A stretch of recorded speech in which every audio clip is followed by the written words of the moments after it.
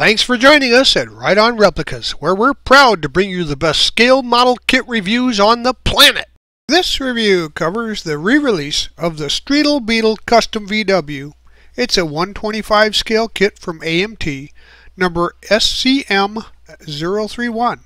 It was first released as a kit number 205 back in the 70s and hadn't been produced until 2016. Now, it was produced by Round 2 and is available through the Auto World website while they last, or on the secondary and auction markets. Now, it's rated as skill level 2 for ages 10 and up for intermediate builders, requiring glue and paint. There's roughly 100 parts molded in white, chrome, clear red, and black vinyl. And this curb-hopping curiosity sports a 40 Ford front end, baby moon wheels, and optional SS rims, along with custom bucket seats, a modified V-dub motor with dual carbs and megaphone headers. Now, the decals are water slide types, and they're very bright, and they are expanded from the original kit. And it includes a wacky wood grain door panel decal and some customizing graphics to make it shine. You get a fold-out instruction sheet with an exploded diagram of the typical AMT instructions for the time, and it'll be about 5 inches long, 3 inches wide, and 2.5 inches high when you're finished. Here are the contents of this kit. As you can see, it's got the one-piece body, and all of these separated components that need to be bagged individually have been done in that fashion. The tires are kept away from the glass, and also the chrome is separate, won't get scratched. Even the decals are wrapped in cellophane. Now, we're going to be using mostly Model Master cement, the liquid type for most of this, sometimes super glue for strength, or white glue or crystal clear for the window glass. But always remember to heed the manufacturer's safety and use guidelines when using any of the products seen or heard mentioned in the review. As you'd expect from a wild custom, all of the engine parts are completely chromed, and you'll need to remember to scrape off any plating before you join parts together with adhesives, because they will not stick to chrome plating very well. So keep that in mind as you're building.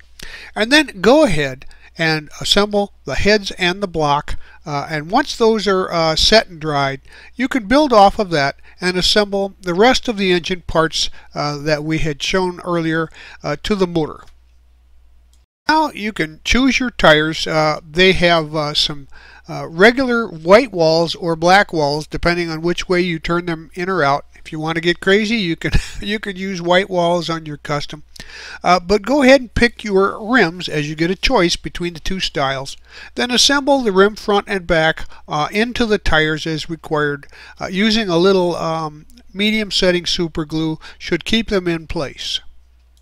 And now go ahead and locate all of the chassis parts and seats from the kit, and gather them together as you see here and paint them flat black, just a regular rattle can, or you can decant or use some Model Master paint in your airbrush.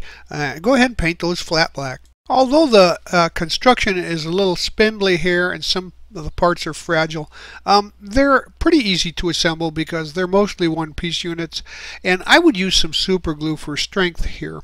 Now assemble the front suspension then to the chassis, and then the engine to the chassis and rear suspension as well.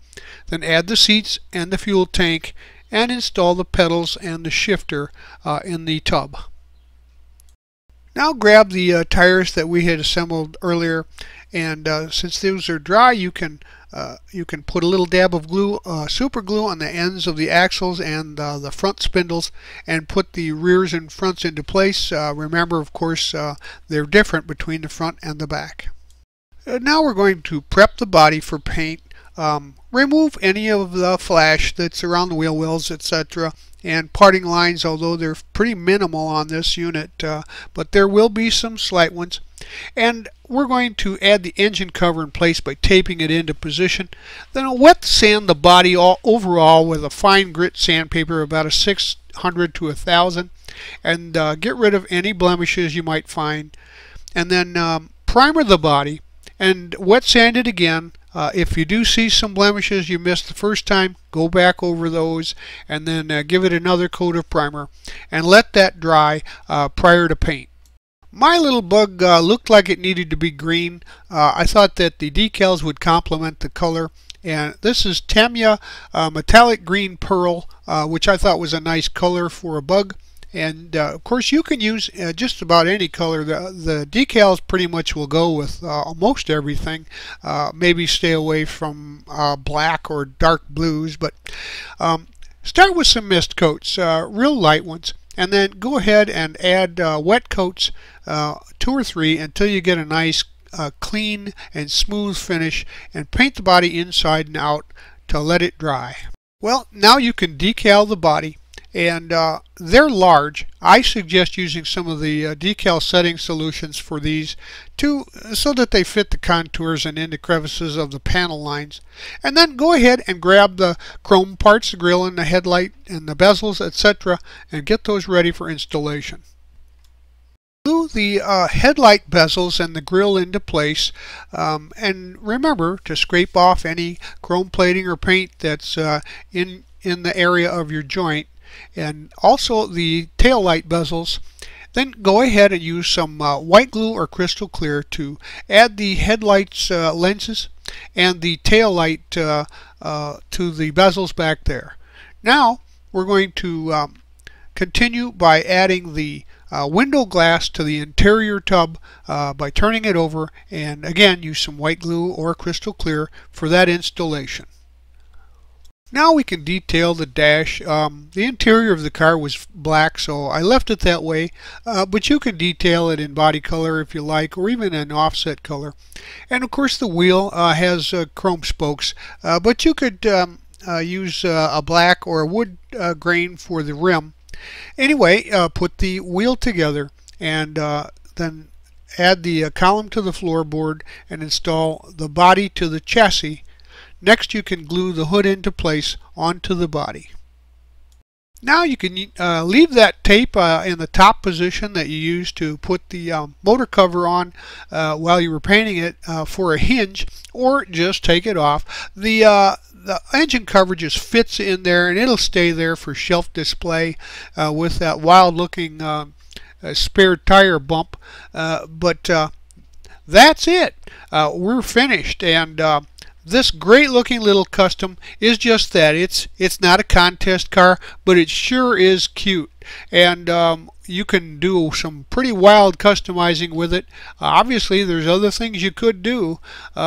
You could even try putting a motor into the front and see how that works out. But there are a number of options. You could wire the engine, etc., and the detailing for the grill could be, you could black that out and just make it a really standout looking custom. But there's also, a lot of aftermarket things for Volkswagen, so don't forget those too.